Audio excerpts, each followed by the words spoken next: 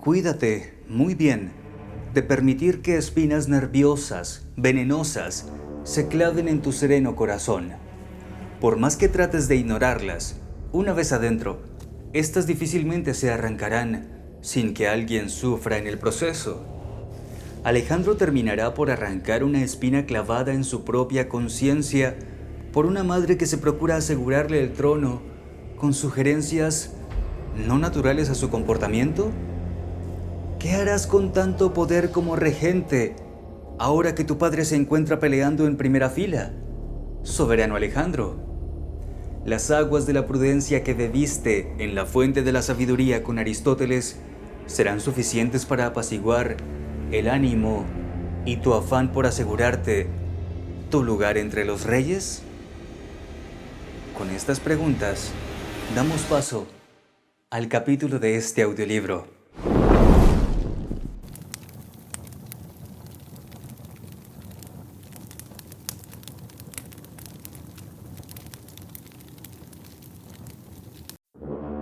Desde el momento de su partida, todos los días, sin excepción, Alejandro recibió despachos de su padre que le informaban de la marcha de las operaciones y de sus desplazamientos.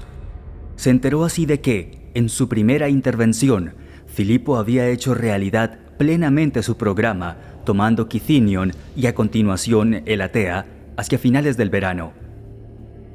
Filipo, rey de los macedonios, a Alejandro, salve. Hoy, tercer día del mes de Metagithnion, he ocupado Elatea. Mi primera empresa ha provocado pánico en Atenas porque todos pensaban que inmediatamente después conduciría el ejército contra ellos y que empujaría también a los tebanos a marchar contra mí.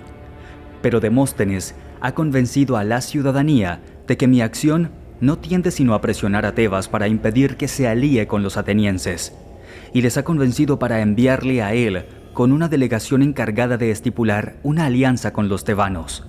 También yo he decidido enviar una embajada a aquella ciudad con objeto de persuadirles de lo contrario. Te mantendré informado. Cuídate y cuida también de tu madre, la reina. Alejandro hizo convocar a Calístenes, que se había reunido con él en palacio hacía algunos días. Las cosas andan más o menos según lo previsto, le comunicó.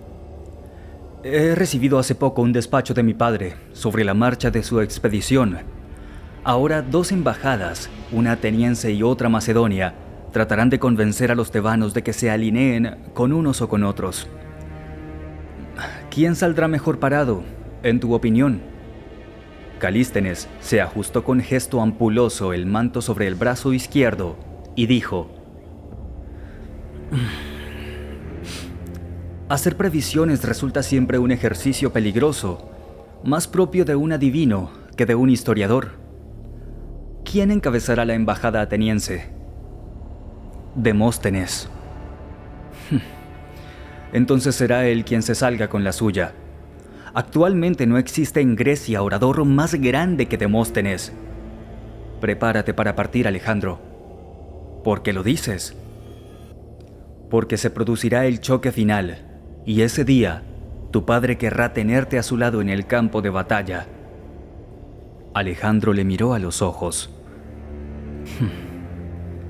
Si eso sucede, serás tú quien escriba la historia de mis empresas cuando sea llegado el momento.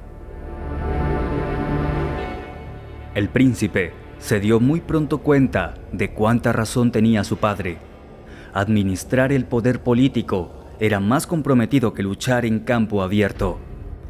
Todos en la corte se sentían en la obligación de darle consejos, dada su juventud, y todos pensaban poder influir en sus decisiones, empezando por su madre.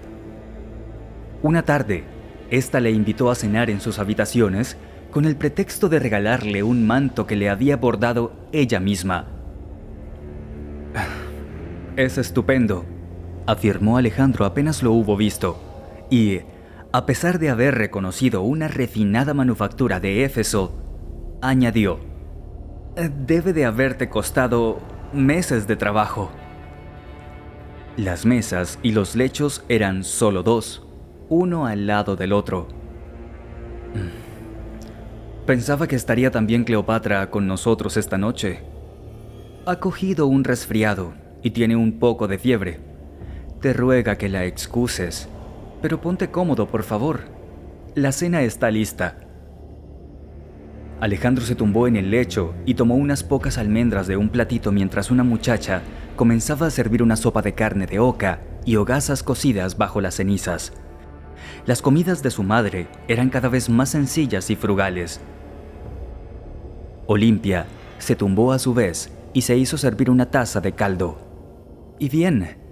¿Cómo te ves cuando te sientas en el trono de tu padre?», preguntó tras haber sorbido alguna cucharada. «No muy distinto de cuando me siento en cualquier otro sitio, madre», repuso el hijo sin disimular un ligero fastidio. «No eludas mi pregunta», le reprochó Olimpia mirándole fijamente. «Sabes perfectamente qué quiero decir». «Lo sé, mamá. ¿Y qué esperas que te diga? Trato de actuar lo mejor posible, de evitar errores, de vigilar con atención los asuntos de Estado». «Eso es muy loable», observó la reina. Una doncella apoyó en su mesa una escudilla de legumbres y de ensalada y se la aliñó con aceite, vinagre y sal. «Alejandro», prosiguió Olimpia, ¿has pensado alguna vez que tu padre podría faltar de improviso? Mi padre combate en primera línea con sus soldados. Puede ocurrir. ¿Y si ocurriese?». La doncella le escanció vino y se llevó el plato y volvió con un espetón de carne de grulla y una taza de puchero de guisantes que el príncipe rechazó haciendo un gesto con la mano. Perdóname, pero había olvidado que detestabas los guisantes». «Entonces, ¿has pensado en ello?». «Me resultaría doloroso. Quiero mucho a mi padre». «Estoy hablando de otra cosa, Alejandro. Me refiero a tu sucesión». «Mi sucesión nadie la pone en duda. Mientras tu padre siga con vida y mientras yo viva». «Mamá, tienes 36 años. Eso no significa nada. Desgracias le suceden a todo el mundo. Lo que yo quiero decir es que tu primo Amintas tiene 5 años más que tú, y él era el heredero antes de que tú nacieses. Alguien podría presentarle como el candidato al trono en tu lugar. Y además, tu padre tiene otro hijo con una de sus esposas». Alejandro se encogió de hombros. «Arrideo es un pobre estúpido». «Estúpido o lo que tú quieras, pero también lleva sangre real.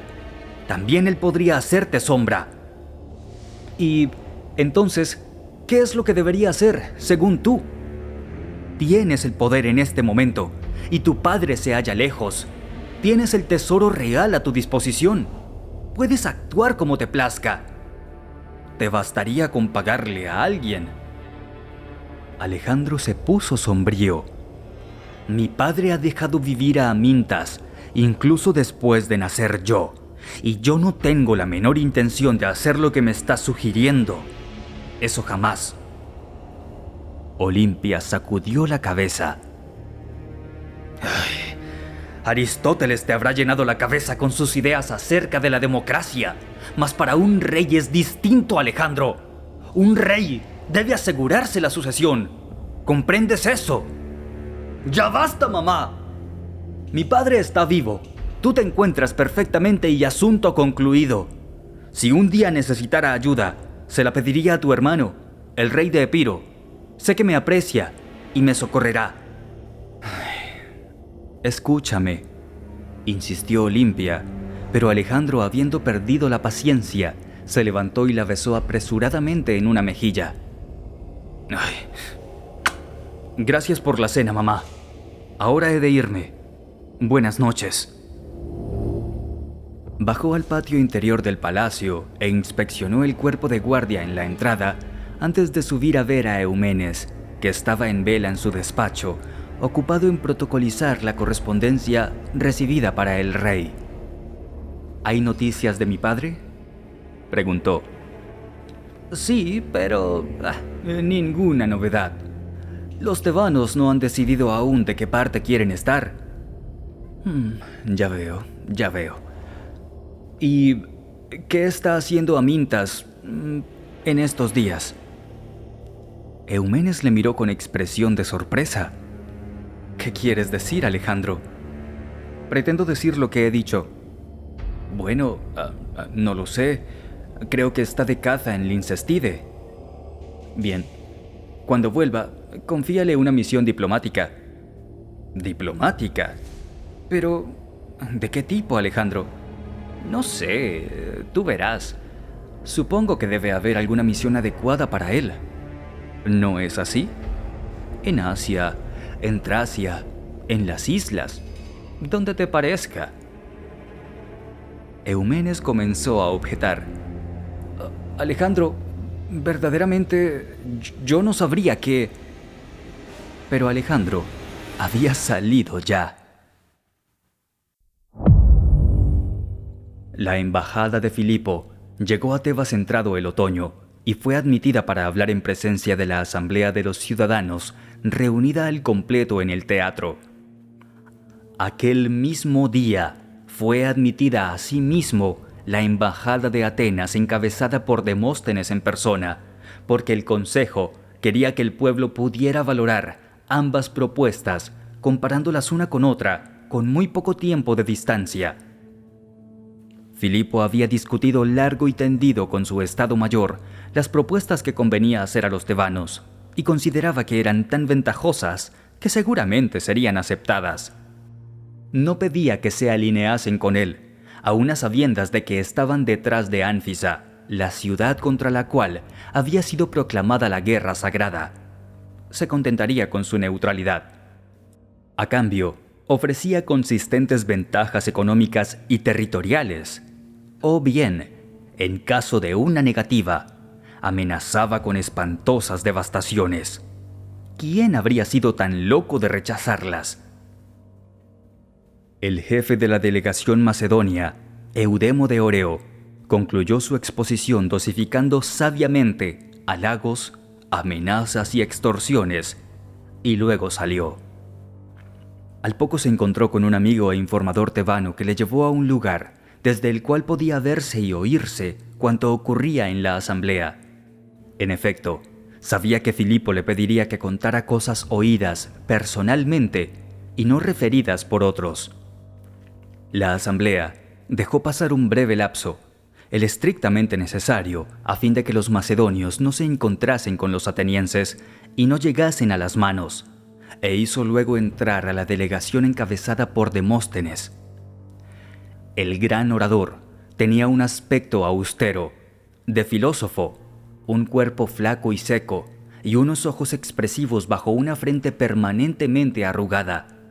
Se decía que había tenido de joven problemas de pronunciación y una voz débil, y que, queriendo emprender la carrera de orador, se había ejercitado en declamar versos de Eurípides en la escollera batida por el mar tempestuoso.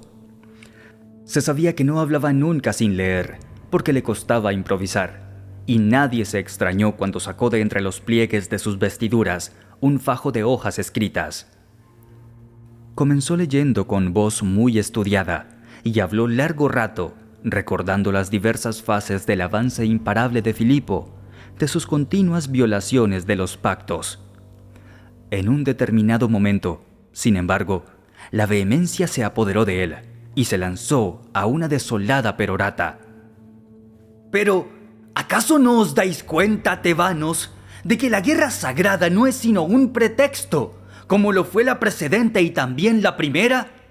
Filipo quiere vuestra neutralidad, porque desea dividir a las fuerzas de la Grecia libre y hacer caer, una tras otra, a las ciudadelas de la libertad.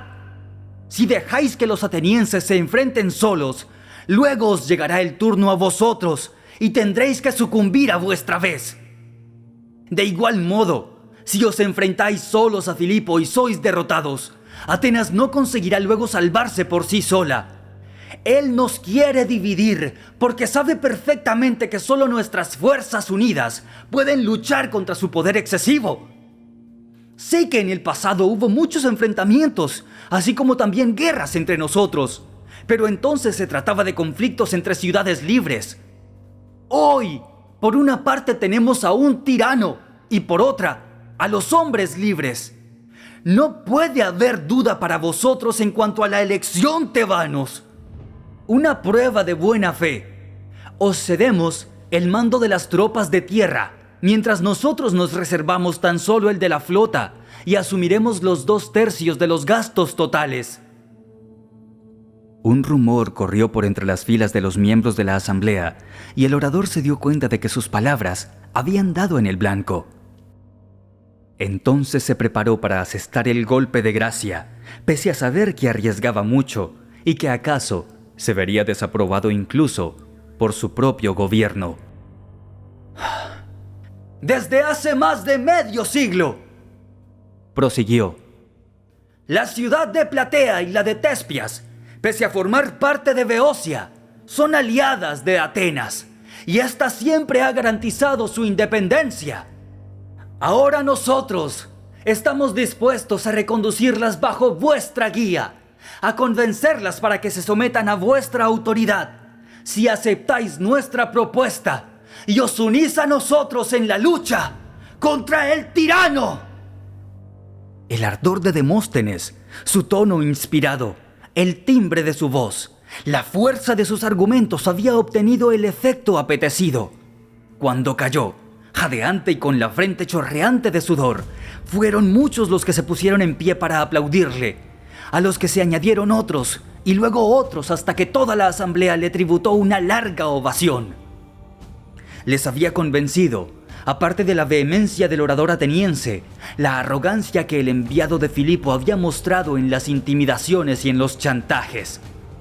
El presidente de la asamblea hizo ratificar las decisiones tomadas y encargó al secretario que advirtiese a los enviados del rey de Macedonia que la ciudad rechazaba en bloque tanto sus peticiones como sus ofrecimientos y les ordenaba abandonar el territorio beocio antes de la puesta del sol del día siguiente, si no querían ser apresados y condenados como espías.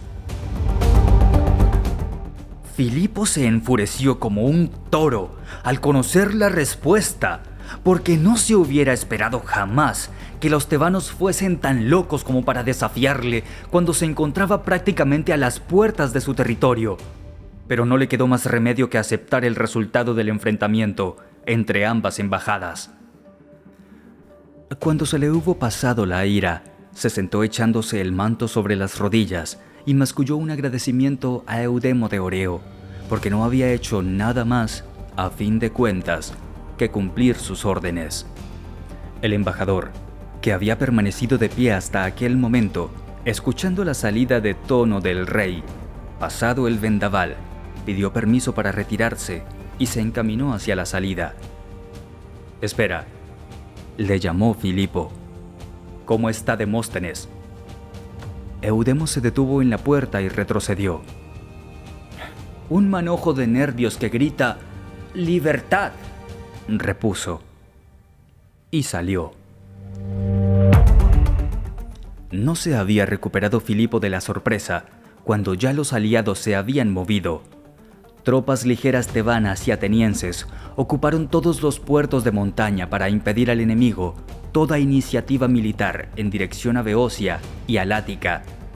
El soberano, en dificultades por el mal tiempo y por una situación que se le había vuelto demasiado difícil y arriesgada, decidió regresar a Pela, dejando en Tesalia un contingente a las órdenes de Parmenio y de Clito el Negro. Alejandro fue a recibirlo a la frontera con Tesalia, a la cabeza de una sección de la Guardia Real, y le escoltó hasta casa. «¿Has visto?», le dijo Filipo después de haberse saludado. «No hay ninguna prisa. No hemos tomado ninguna iniciativa aún, y el juego sigue abierto. Pero todo parece estar en nuestra contra, padre. Tebas y Atenas se han aliado, y hasta ahora han obtenido éxitos importantes». El rey Filipo hizo un ademán con la mano como si quisiera ahuyentar una preocupación fastidiosa. «¡Ah!», exclamó. «Deja que se complazcan con sus éxitos. Más amargo será su despertar. Yo no quería el enfrentamiento con los atenienses y pedí a los tebanos que permanecieran al margen de este asunto. Me han arrastrado a la guerra y ahora tendré que enseñarles quién es el más fuerte. Habrá más muertos, más devastaciones, algo que me repugna, pero no me queda otra elección. ¿Qué piensas hacer?, preguntó Alejandro. Esperar a la primavera, por ahora. Con el calor se combate mejor, pero sobre todo quiero que el tiempo deje margen para la reflexión. Recuerda, hijo mío, nunca lucho por simples ganas de llegar a las manos. La guerra para mí es nada más que política, hecha con otros medios. Avanzaron un trecho en silencio, porque el rey parecía observar el paisaje y a la gente que trabajaba en los campos. Luego, de repente, preguntó: a propósito, ¿cómo estaba mi sorpresa?